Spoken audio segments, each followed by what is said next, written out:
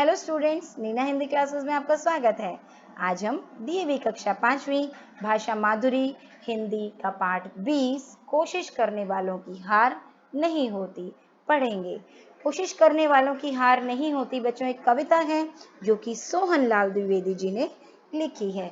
इस कविता के माध्यम से वे हमें एक संदेश देना चाहते हैं, वे हमें समझाना चाहते हैं कि कोशिश जो करते हैं जीवन में अपनी मंजिल को पाने के लिए उनकी कभी भी हार नहीं होती, कि हमें निरंतर कोशिश करते रहना चाहिए अपनी मंजिल को पाने के लिए, तो हम एक दिन अपनी मंजिल को अवश्य पा लेते हैं। तो आइए इस कविता को शुरू करें और जाने इसके माध्यम से कवि हमें क्या समझाना चाहते हैं। लहरों से डरकर नौका पार नहीं होती, कोशिश करने वालों की हार नहीं होती। हाँ, यहाँ पर कवि कह रहे हैं कि यदि हम लहरों से ही डर जाएं तो हम कभी भी नौका अर्थात नाव को पार नहीं कर सकते। यदि नाविक जो नाव चलाता है वो लहरों से ही डर जाए कि यहाँ पर ऐसी लहरें हैं, वैसी लहरें हैं, लहरें तेज है, तो उन पर कैसे नाव चलाई जाएगी। अगर वो लहरों के बारे में ही सोचता रहे और डरता रहे तो वो कभी भी नाव को पार नहीं लगा सकता, चाहे वो कोई भी हो, ठीक है ना। और कोशिश करने वालों की लेकिन कभी हार नहीं होती। जो कोशिश करते रहते हैं, घबराते नहीं हैं मुसीबतों से, उनकी हार नहीं होती। नन्ही चींटी जब दाना लेकर चलती है, चढ़ती दीवारों पर 100 बार फिसलती है। मन का विश्वास रगों में साहस भरता है, चढ़कर गिरना गिरकर चढ़ना न अखरता है। आखिर उसकी मेहनत बेकार नहीं होती, कोशिश करने वालों की हार नहीं होती।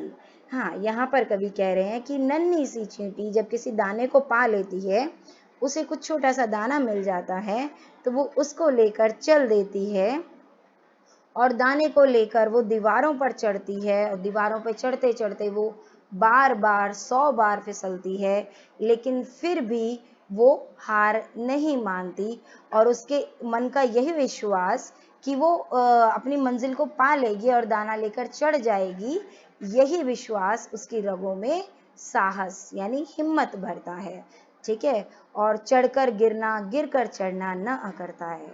हाँ, कि वो बार बार चढ़ती है और फिर गिरती है और फिर गिरती है फिर चढ़ती है, ये सब चीजें उसको अखरती नहीं है, इन सब से वो हार कर नहीं बैठ जाती बल्कि हिम्मत से काम लेती है और विश्वास है उसको खुद पर कि वो एक दिन मंजिल को या कुछ देर में मंजिल को पा लेगी, इसलिए वो चढ़ती चली जाती है बल्कि हार मानकर रुक नहीं जाती।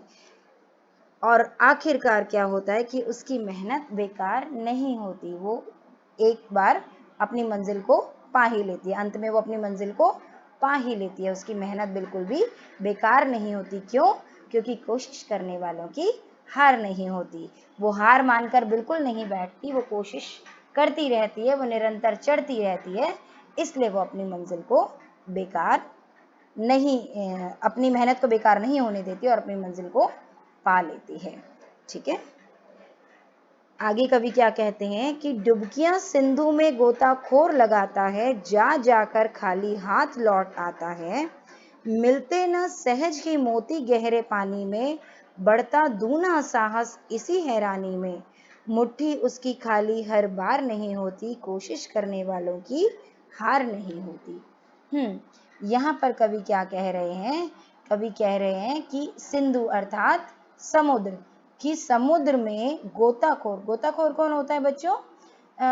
जो डुबकियां लगाता है, अंदर समुद्र में गहराई तक जाता है और कुछ कुछ कीमती चीजें, समुद्र की कीमती चीजें जो समुद्र से हमें मिलती हैं वो लेकर आता है। तो यहाँ बता रहे हैं कि गोताखोर जो होता है वो समुद्र में बार बार डुबकियां लगाता है और फिर जा जाकर खाली हाथ लौट आता है, क्योंकि एक ही बार में जरूरी नहीं है कि उसको जो चीजें वो ढूंढ रहा है वो मिल जाए, ठीक है। वो बार बार जाता है और कई बार खाली हाथ लौटता है और क्योंकि यूं ही पानी में, गहरे पानी में मोती जो है वो सहज ही आसानी से नहीं मिल पाते, उसे बहुत मेहनत करनी पड़ती है, लेकिन यही चीज उसके अंदर उत्साह बढ़ती है और वो फिर जाता है कि उसको मेहनत करनी है, उसे आखिरकार जो वो ढूंढ रहा है वो उसे पाना है, उसे समुद्र के अंदर से मोती लाने हैं, तो यही जो उसकी हिम्मत है, जो उसका विश्वास है, उसमें साहस बढ़ता है, उत्साह बढ़ता है और वो बार बार डुबकियां लगाता है। और फिर क्या होता है कि उसकी मुट्ठी हर बार खाली नहीं होती, वो कभी कभी कुछ कुछ ले आता है। हर बार उसको कुछ नहीं मिल पाता, लेकिन कई बार उसको मोती मिल जाते हैं, क्योंकि कोशिश करने वालों की हार नहीं होती। और जो गोताखोर है वो कोशिश निरंतर अपनी जारी रखता है, वो बार बार डुबकियां लगाता है और कई बार मोती और अन्य कीमती चीजें समुद्र की गहराई से ले आता है। आगे कवि कहते हैं, असफलता एक चुनौती है, स्वीकार करो, क्या कमी रह गई देखो और सुधार करो। जब तक न सफल हो नींद चैन को त्यागो तुम, संघर्षों का मैदान छोड़कर मत भागो तुम।